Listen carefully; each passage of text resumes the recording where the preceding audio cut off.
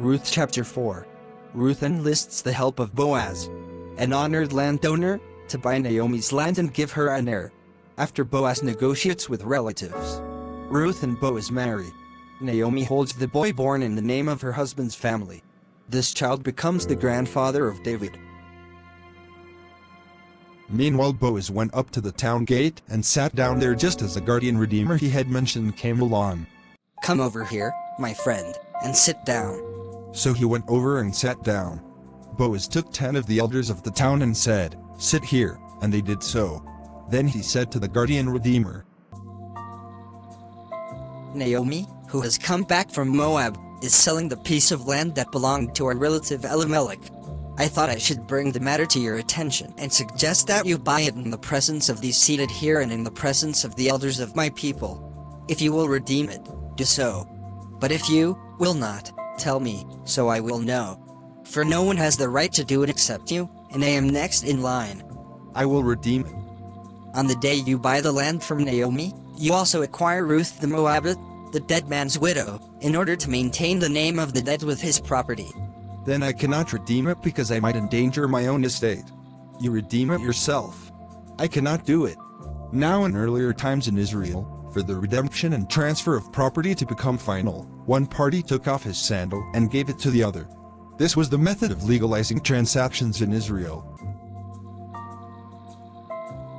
Buy it yourself. Today you are witnesses that I have bought from Naomi all the property of Elimelech, Kilion and Mahlon. I have also acquired Ruth the Moabite, Mahlon's widow, as my wife, in order to maintain the name of the dead with his property, so that his name will not disappear from among his family or from his hometown. Today you are witnesses.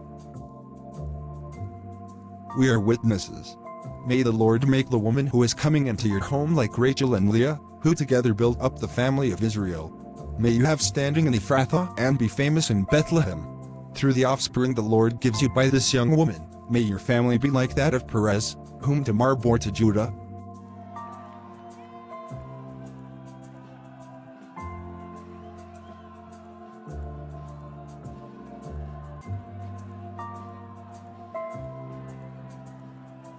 So Boaz took Ruth and she became his wife. When he made love to her, the Lord enabled her to conceive, and she gave birth to a son. Congratulations, Ruth, you have given birth to a bouncing baby boy. Have a rest, soon the nurse will bring the baby. Meanwhile we are moving you to recovery room 2. I love you so much, my wife. Thank you for making me a father. Congratulations to the newest mom in town. Let me hold you. I just want to spoil you with happiness and love.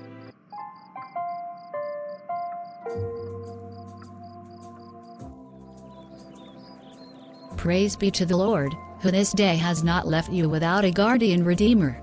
May he become famous throughout Israel. He will renew your life and sustain you in your old age. For your daughter-in-law, who loves you and who is better to you than 7 sons, has given him birth. At first glance, the book of Ruth may appear to be nothing more than a quaint romance. When we dig a bit deeper, however, we find an exciting story of God working for the salvation of his people. In creative and exciting ways, God brings about God's purposes through unlikely circumstances and people. Through Obed's son Jesse, God brings a shepherd boy named David into the world. God transforms little David into a man after his own heart and makes him king of Israel. And through this king, God eventually ushers in the King of the world, Jesus Christ, who is our ultimate kinsman redeemer. Matthew 1:16. Christ redeemed us from the curse of the law by becoming a curse for us, for it is written, "Cursed is everyone who is hung on a pole." He redeemed us in order that the blessing given to Abraham might come to the Gentiles through Christ Jesus, so that by faith we might receive the promise of the Spirit. Galatians 3:13-14.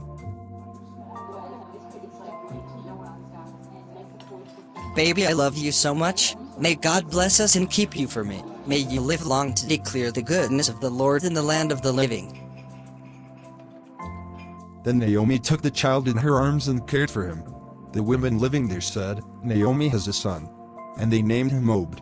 He was the father of Jesse, the father of David. The genealogy of David.